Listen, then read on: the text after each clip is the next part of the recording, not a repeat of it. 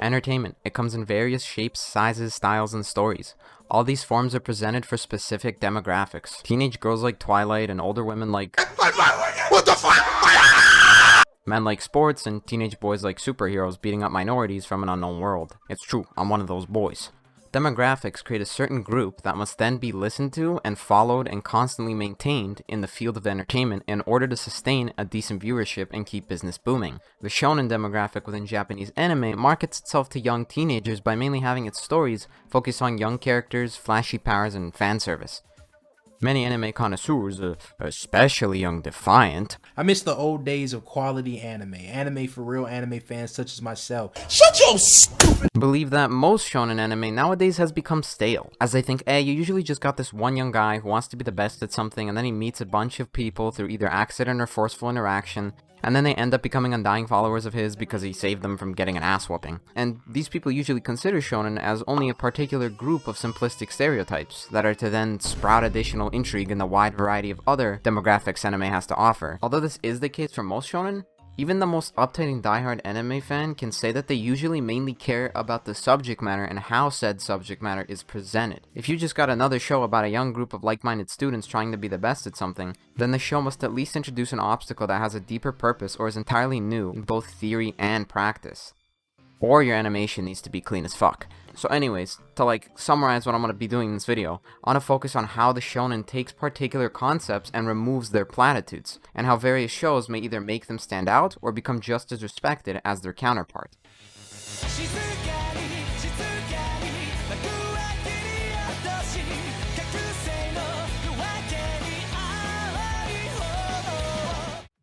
If I were to say anime, the first thing that would likely pop into your head are shows like Dragon Ball, Naruto, Attack on Titan, My Hero Academia, One Piece, and Bleach. The very largest and most prominent shows will remind you of the anime medium, and are often affiliated as being gateway shows to the rest of the medium. These shows have become a staple in various young people's minds due to their ability to catch interest through means such as watching them as a young kid during late school nights while your parents are asleep.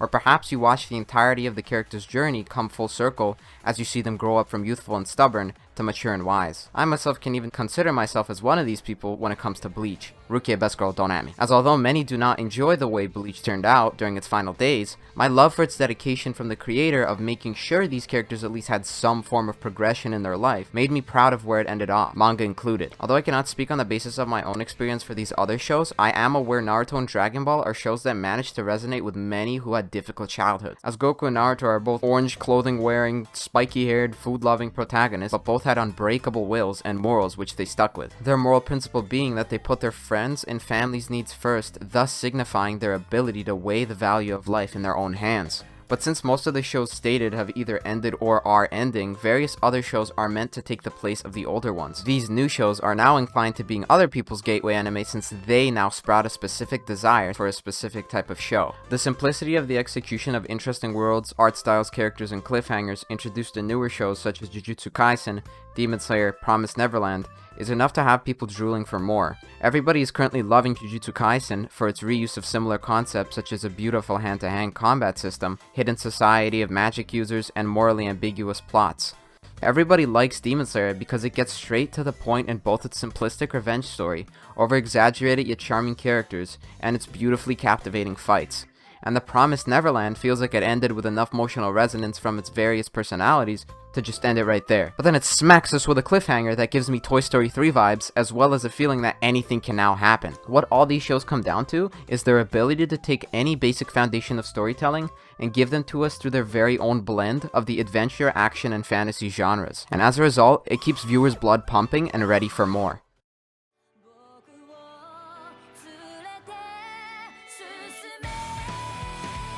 Demon Slayer, or Kimetsu no Yaiba, an anime that had much hype revolving around it, with various fan arts, reviews, AMVs, and even a theatrical film that was recently released, and even past Spirited Away at the box office. It's clear it's an undeniable commercial success as well as loved by the common people.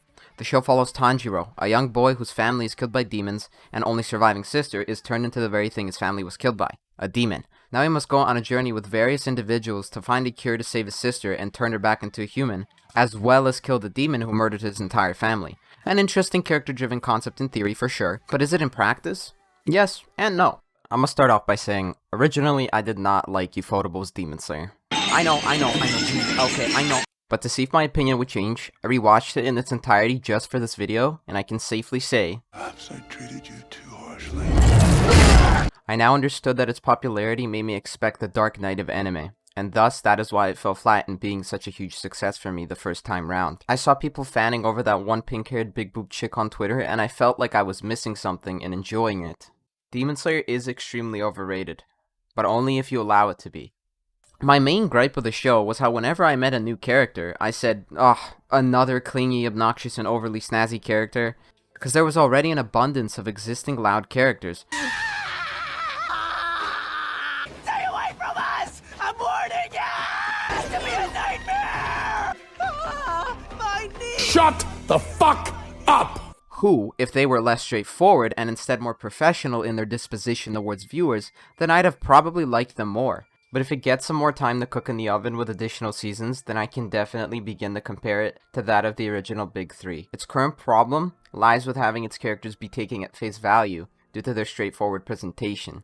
Nezuko was just another cute little girl in the field of cute girls who were there to add to Tanjiro's consciousness on why and what he was still fighting for. It also didn't help that Tanjiro himself did not have much of an interest in the world he had now joined after becoming a demon slayer, and instead was just there with no peculiar self in sight. However, I'll give the show credit for having Tanjiro have a trait of him using his strong sense of smell, as it created interesting situations around the ability to smell different kinds of emotions. When it came to educating us about specific demons, particularly members of the 12 Kisuke, Demon Slayer only ever humanized them at death, constantly seeming like the writer said, "Oh yeah, I have to write an entire arc for this character right when they get their head sliced off." And this happened every single time. But the humanization of these demons is often very methodical, and it plays on each demon's personality, often making me wish they didn't always get interesting right when they died. I hope characters in later seasons of the show will be given more time to shine before their deaths. Later on, the show then introduced a large group of powerful demon slayers called Hashira with various personalities. Their appearance reminded me of the iconic style Tite Kubo drew his Bleach characters, with that sense of a mystery hidden behind their powers and a peculiarity in standing out amongst the crowd. If you know what I'm saying. It felt as if it was that one kid who tried to copy the smart kid's test results, but in a good way,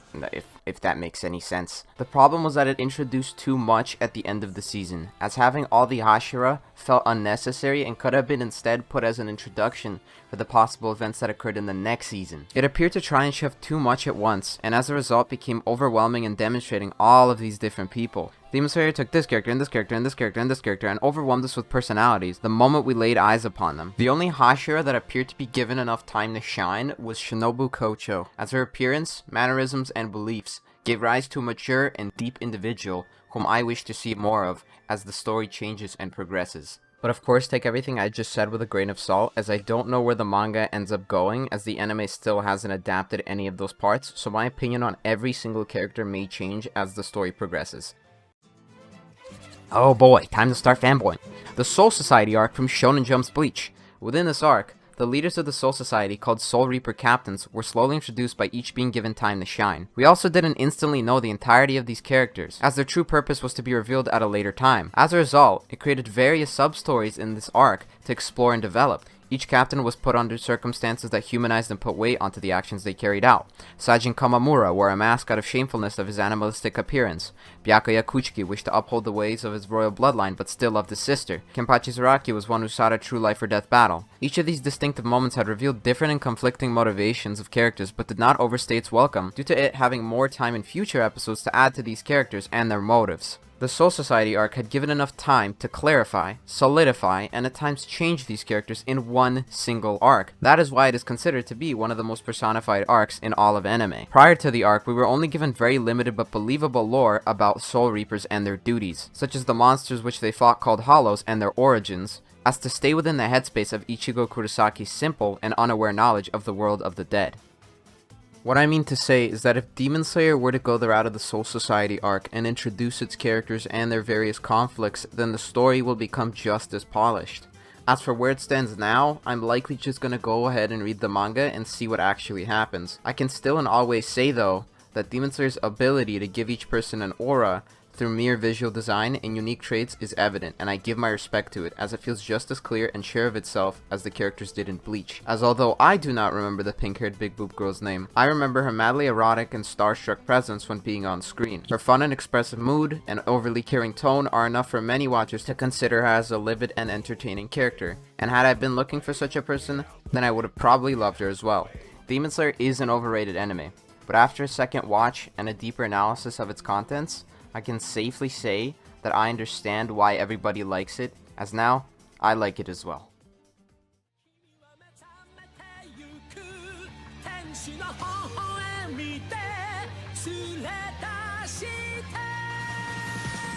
What many may or may not already know is that Naruto had been inspired by another popular show called Hunter x Hunter.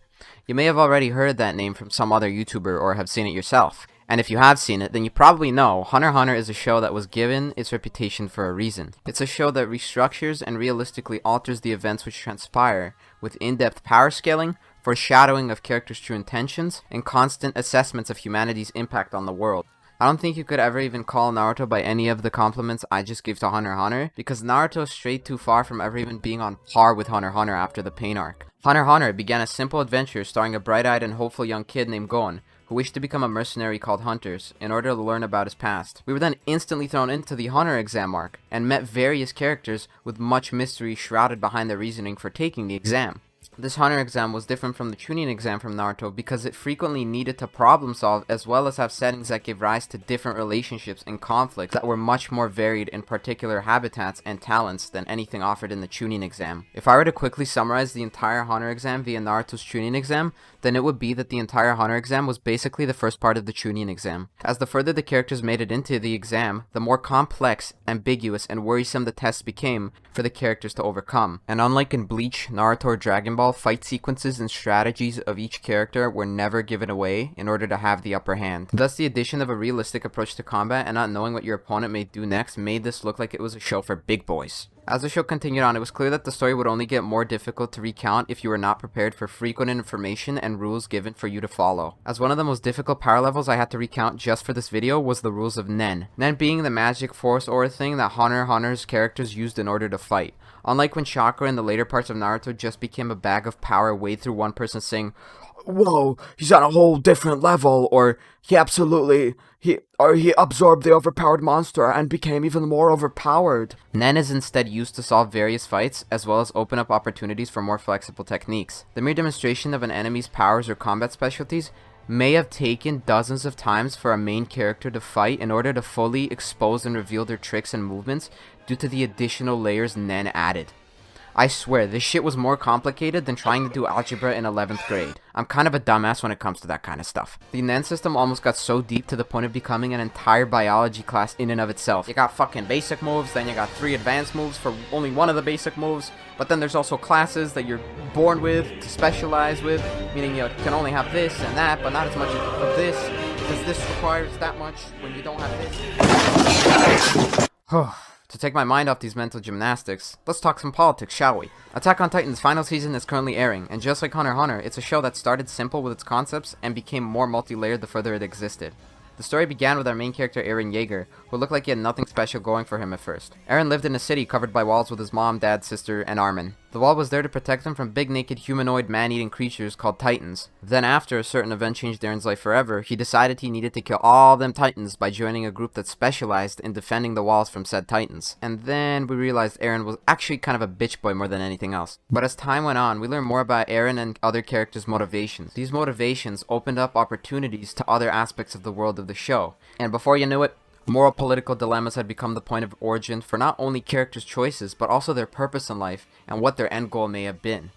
Things such as racism and segregation were soon introduced into the world. You also got some beautiful adrenaline-pumped animated fight scenes with smaller scale people around towns in jungle-like forests, as well as Titan-on-Titan battles that included various forms of combat. And these fights weren't just there to look good. They actually emphasized the vast difference in how humanity needed to change in order to live with this terrifying world filled with these titans. The show also never strayed away from adding more onto the lore by adding rules, laws, and even physics of various equipment seen through intermission info cards. Anyway, I don't want to reveal all the show secrets as I want you to see it for yourself, but what both Hunter x Hunter and Attack on Titan have to offer is that they both stray from the industry norm and thus become the industry standard. But it's difficult to write something different, as the difficulties may arise when one has to completely reinvent the comprehension you think your viewers may actually have on topics like meaningful, restrained power systems and slow political ideologies that are built up. You can't overdo these ideas, or you begin to show the aspects of more adult-oriented shows such as Fate Zero, Monster, Neon Genesis Evangelion, Vinland Saga, Berserk, Black Lagoon, and so on. And thus, as a result, we get shows like Demon Slayer that are safe, but entertaining enough in things like interesting concepts, characters, and fight scenes. Now, after all that discussion of simplicity, character pacing, and deeper meaning for young people and all that thought-provoking mumbo-jumbo, we all know what young people really want.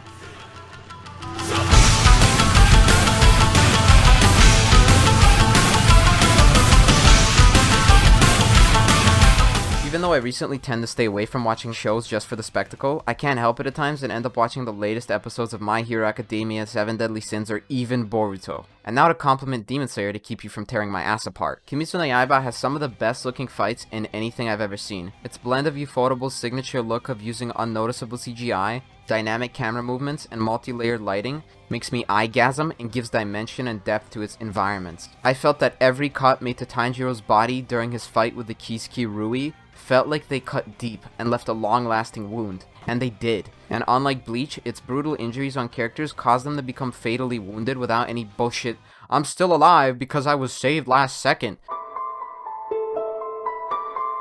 'Tis but a scratch. Oftentimes killing those who suffered from said fatal injuries. The fights are bar none the greatest thing this show has to offer, and I recommend you watch it simply for that reason alone.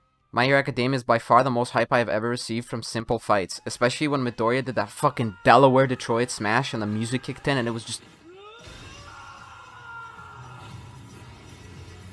oh, goddamn, man. Moments like this are what make me appreciate the battle shonen genre, because they are always able to one-up each other with the mindset of anything is possible. Sometimes I just want to see All Might beat up an evil thumb because it looks cool. It's simple, fun, loud, passionate, and adrenaline-fueled, and that's why I love it.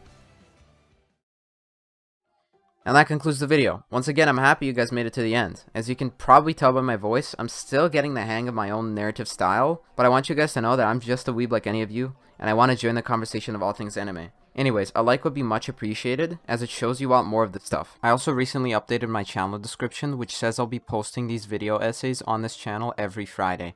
Some may be longer than others, it all depends on what I'm actually doing in the video. So if you want to stay up to date with those uploads, then consider also subscribing and hitting that notification to make sure you don't miss out. If you have other topics or ideas you would like to see me analyze, or perhaps give my biased opinion on something, then let me know in the comments down below. But anyways, that's all for today. Bye bye now.